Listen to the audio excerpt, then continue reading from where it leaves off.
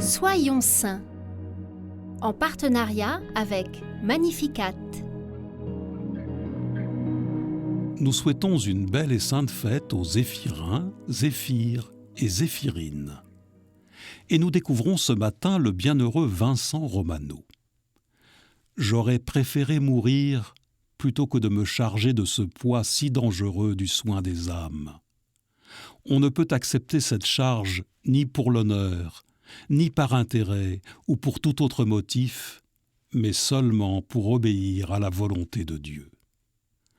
Le père Vincent eut pourtant charge d'âme pendant plus de 30 ans comme prêtre exerçant près de Naples. Né en 1751 dans une famille très pieuse, il est ordonné à 24 ans. En 1794, une éruption dévaste la ville située au pied du Vésuve, y compris sa paroisse, dont il devient rapidement le curé.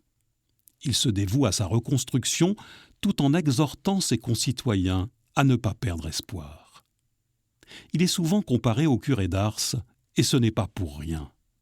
Lui aussi mange à peine, se lève très tôt, dort très peu, surtout quand il est appelé au chevet d'un malade. Ses journées sont rythmées par la prière, l'Eucharistie, l'adoration et les rencontres avec les fidèles pour les confesser ou les enseigner. Il n'avait réellement pas une minute à lui, elles étaient toutes offertes aux autres ou à Dieu. Surnommé l'ouvrier infatigable, Vincent a un souci particulier pour l'éducation des enfants et le soutien des familles d'ouvriers et de pêcheurs de corail. Il s'efforce aussi d'aider chacun à apprendre à prier ou encore à comprendre la messe. Il publie d'ailleurs un livret pour cela.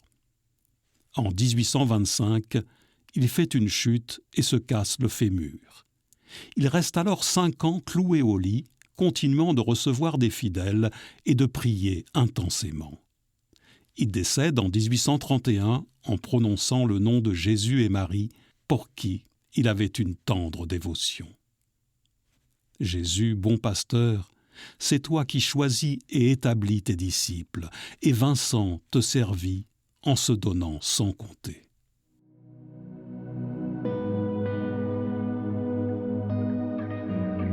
À la prière du bienheureux Vincent Romano, permet que nos pasteurs soient de vrais adorateurs du Père, nous guidant sur le véritable chemin de la sainteté.